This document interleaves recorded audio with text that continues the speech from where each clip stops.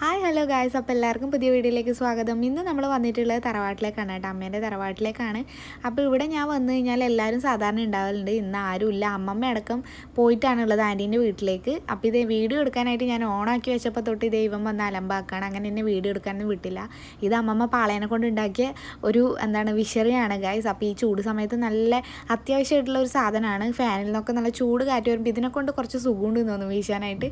എനിക്കത് ഭയങ്കരമായിട്ട് ഇഷ്ടപ്പെട്ടു. അങ്ങനെ ഇതേ വിശക്കുന്നു എന്ന് പറഞ്ഞപ്പോൾ വിച്ചു മാഗി ഉണ്ട് വേണ്ടിയിട്ട് ഞാനിതേ മാഗി ആക്കാൻ വേണ്ടിയിട്ട് പോവുകയാണ് കേട്ടോ.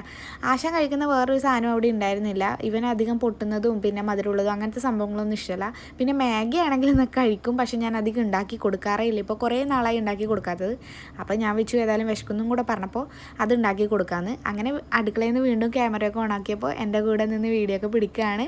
അങ്ങനെ ഇത് നമ്മളൊരു കുഞ്ഞ് ചീൻചട്ടിയിലായിരുന്നു വെച്ചിട്ടുണ്ടായിരുന്നത്. ആകെ ഒരു ഇത് മാത്രമേ ഉണ്ടായിരുന്നുള്ളൂ. അപ്പോൾ പിന്നെ അത്രേ വേണ്ടൂ എന്ന് വെച്ചിട്ട് അതിൽ മാത്രം ഇട്ടു. അങ്ങനെ വെള്ളമൊക്കെ തിളച്ച് അതിലിട്ട് മസാലയും കൂടി ഇട്ട് ഇളക്കി കൊടുക്കുകയാണ്. കുറച്ച് വെള്ളം അധികമായിപ്പോയി എങ്കിലും കുഴപ്പമില്ല, ഞാൻ തീ കുറച്ച് കൂട്ടി വെച്ച് അതങ്ങ് വറ്റിച്ചെടുക്കാമെന്ന് വിചാരിച്ചു.